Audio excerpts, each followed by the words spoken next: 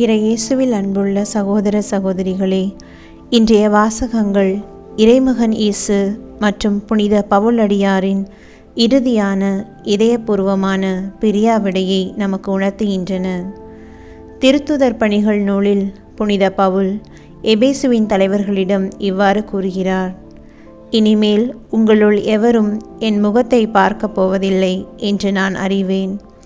நற்செய்தியில் இயேசு தமது கண்களை விண்ணை நோக்கி உயர்த்தி இவ்வாறு கூறுகிறார்: தந்தையே, நேரம் வந்துவிட்டது, நேரம் முடிவடைந்து விட்டது, பணி கிட்டத்தட்ட நிறைவடைந்து விட்டது.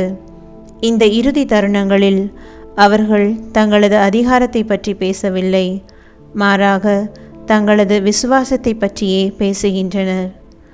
பவுல் நம்மை இன்று 2 காரியங்களை பற்றி சிந்திக்க அழைக்கிறார். முதலில் அவர் சொல்கிறார், நன்மை பயக்கும் ஒன்றையும் உங்களுக்கு நான் அறிவிக்காமல் விட்டுவிடவில்லை. மக்களிடம் உண்மையை சொல்வதும் அவர்களுக்கு நன்மை பயப்பதை உரைப்பதும் எவ்வளவு சவாலான, அதே சமயத்தில் சோர்வூட்டும் காரியம்.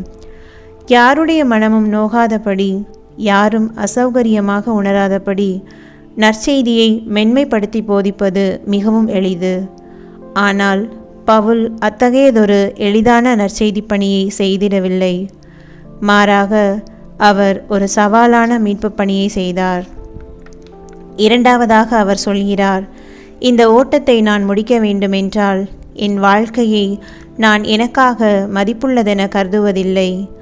அவர் தனிப்பட்ட பாதுகாப்பை விட இறை பணிக்காக பயன்படுவதையே அதிகமாக மதித்தார். நாம் நம்முடைய வாழ்வில் நம்முடைய உறவுகளுடன் உரையாடும் போதும் அன்றாட பணிகளை செய்யும் போதும் நாம் எதை முன்னிலைப்படுத்துகிறோம்? நம்முடைய சுய விருப்புக்கும் வசதிக்கும் ஏதுவானதையா, அல்லது இறை சித்தத்திற்கு உட்பட்டதையா என்று சிந்தித்து பார்ப்போம். நற்செய்தியில் இயேசு அங்கிருந்த கூட்டத்தாருக்காகவோ ரோமையருக்காகவோ ஜெபிக்கவில்லை. மாறாக அவர் தந்தை அவரிடம் ஒப்படைத்தவர்களுக்காகவே ஜெபிக்கிறார். இயேசு கூறுகிறார், நான் அவர்களோடு இருந்தபோது நீர் எனக்கு அளித்த உம் பெயரின் ஆற்றலால் அவர்களை காத்து வந்தேன், நன்கு பாதுகாத்தேன்.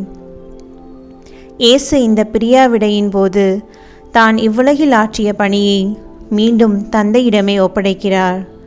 இன்று நம்முடைய சிந்தனைக்கு, கடவுள் நமது பொறுப்பில் ஒப்படைத்துள்ளதை நாம் பாதுகாக்கிறோமா? இயேசுவும் பவுலும் இவ்வுலகில் ஆற்றிய பணிகளை தந்தையிடம் ஒப்படைத்து பிரியாவிடை அளித்தாலும் பணி இன்னும் முடிவடையவில்லை.